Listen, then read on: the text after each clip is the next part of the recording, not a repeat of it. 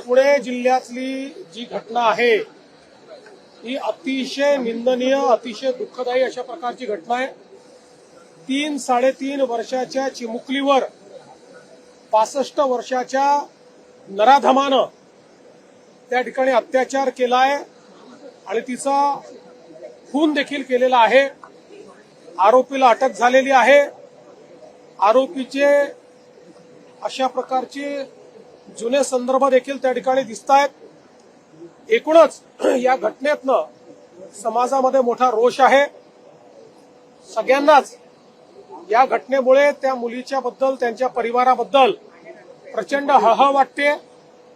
आरोपीला अटक तर केलीच आहे, पण मी आश्वस्त करू इच्छितो की फास्ट ट्रॅक कोर्टामध्ये हा संपूर्ण हे प्रकरण आम्ही नेऊ। स्पेशल त्या ठिकाणी फास्ट ट्रॅक कोर्ट तयार करायला आम्ही हायकोर्टाला विनंती करू। स्पेशल पब्लिक प्रॉसिक्युटर देऊन कमीत कमी वेळात या नराधमाला मृत्यूदंडाची शिक्षा झाली पाहिजे अशी मागणी कोर्टापुढे आम्ही करणार आहोत।